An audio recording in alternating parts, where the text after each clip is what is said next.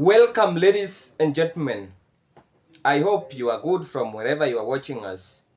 The country is in shock after yesterday the residents of northern Kenya took to streets in support of Rigathi Gachagua.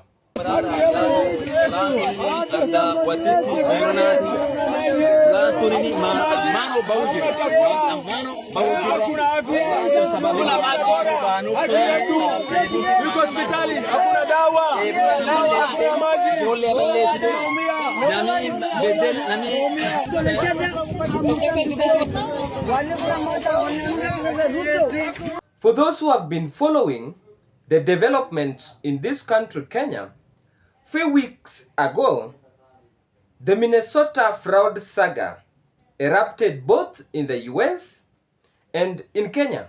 And as usual, Rigathi Gashagwa gave or offered his opinion on it, and that his opinion caused political storm in the country.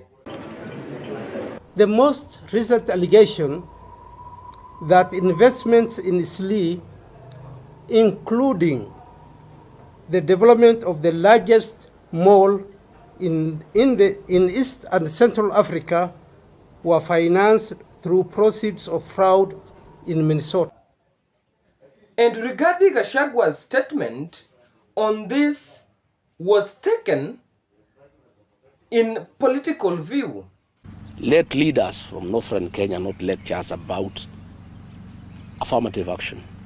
Since 2013, Wajir County has received 99.6 billion Kenya shillings. Marsabit County has received 76.83 billion. Garissa County has received 81.7 billion shillings. Mandera County has received 119 Kenya billion shillings. They have the opportunity to develop institutions of the highest standards possible in Kenya. Not just for the children of those areas, but for the children of Kenya. Remember, William Ruto is planning to win in the 2027 general elections, and where he also expects the votes, or he expects to win, is the northern Kenya region. And as we speak, there is a struggle to register voters of the northern Kenya. And there is a narrative that they have always been marginalized. Calling us all manner of names and saying our territories are developed as a result of our inability to manage. And when they themselves, their track record is in black and white. If you are fired as a government officer selling relief maize, you don't have the moral authority to talk to me about corruption. The developmental gap between this region and the rest of the country cannot be attributed to or cannot be explained by either CDF expenditure or equitable share money, developed money expenditure. No. Fact of the matter is we have done more. Hawa watu wameshikana na Kasongo. Pesa yote wameiba. Ukiona ile pesa imepelekwa Northeastern uende huko. Hakuna shule, hakuna hospitali, hakuna chochote. Wamechukua pesa, wameenda kujenga South Sea na Isili. Sisi kama viongozi wa Kenya ndio tutatetea watu ya Northeastern.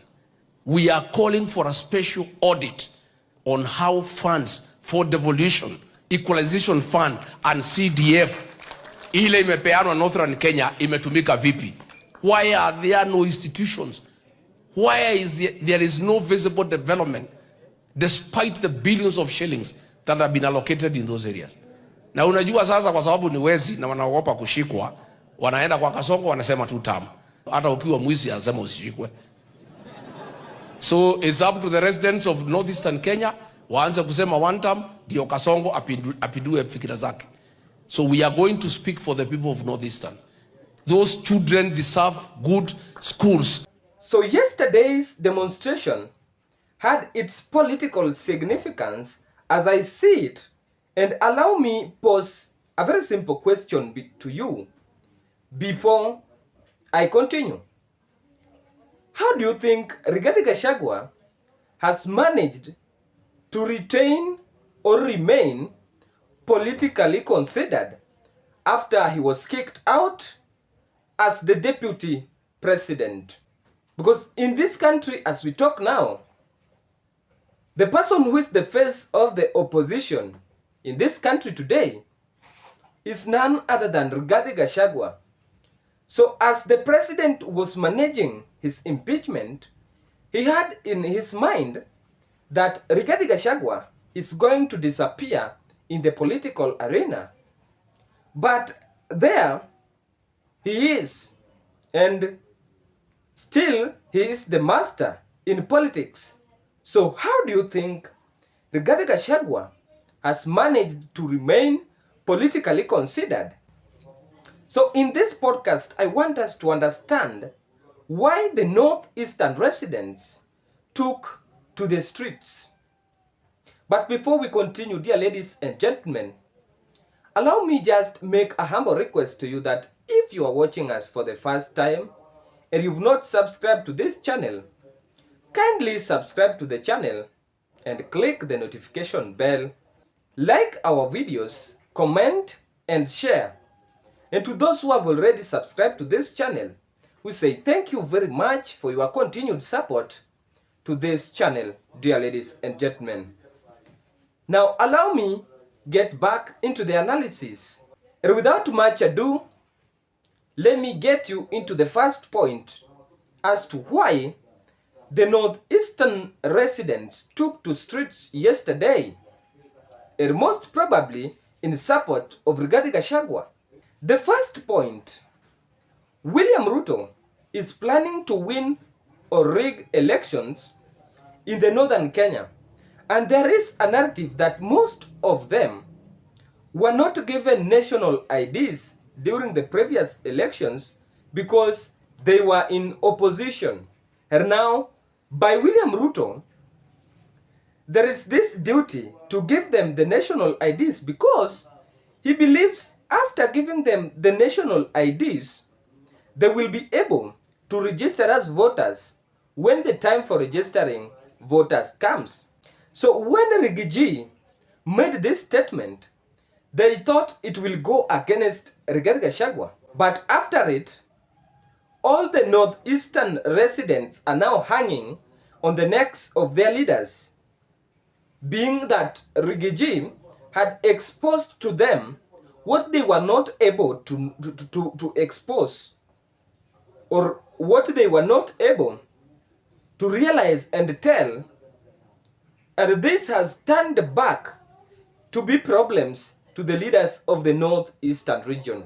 The second reason is that there have been business conflicts, or I rather say business rivalry between the Kikuyus and the Somalis. And even before the last elections, or the previous elections, if I may say that, there are those who are claiming that the Somalis or the Somali community are taking over businesses in Nairobi. Because if you could have walked in Nairobi by that time, if you pass a very smart and neat restaurant, you could have realized that belonged to a Somali. If you could have walked there, you could have seen a very smart and well planned and packed warehouse. That one was a Somali's warehouse. And as you know, in this country, the Mount Kenya people are the ones who are known as business-oriented people. So it was not easy. And someone thought that this rivalry was going to explode. But now Rigiji giving that his statement, and now the residents are backing it. The war is now neutralized. And no one is talking about that rival or that rivalry anymore. The other reason is because, as you know, politics is a game of numbers. And for Rigathi Gachagua now, he has that opportunity to camp in the Northeastern region with his team as the opposition, because the residents can get to buy their words now. And if he does that, he will be able to get those numbers from that region. And what Rigiji needs is political support, not only from the Mount Kenya region, but also from the outside of Mount Kenya region. Because I look at it, I see opportunity in Rigathi Gachagua. But the problem is that he commits a lot of political mistakes. But Rigiji is the right person to the northeastern region now, as we speak. And why do I say so? You know, when even Raila went to the northeastern region, as they were marginalized, and he sold hopes to them, he told them that if we take power, this and this will be done to you. If we take power, we will ensure this and this reaches you. And that is what is happening right now, because Rigathi Gachagua is capable of doing that. The other thing is that someone was trying to portray Rigathi Gachagua's statement on that issue as tribal leader trying to undermine the northeastern region, but now it has come out to be vice versa of what they expected. And they are just wondering the way Rigathi Gachagua has been able to do that. But as I leave it at that point, allow me leave it by posing a very simple question to you. That as you portray Rigathi Gachagua as a tribal leader, do you know the reason why Rigathi Gachagua was impeached? And if you know it, was that reason fighting for the Mount Kenya people only? Or was that reason fighting for the whole people of Kenya? Ladies and gentlemen, thank you for watching this podcast. And if you've watched this podcast and you've not subscribed to this channel, ladies and gentlemen, I want to humbly request you to kindly subscribe to the channel and activate the notification so that next time we do a video like this, YouTube will automatically notify you. Like our videos and comment to show your support to our work in this channel. And to those who have already subscribed to this channel, we say thank you very much for your continued support to this channel.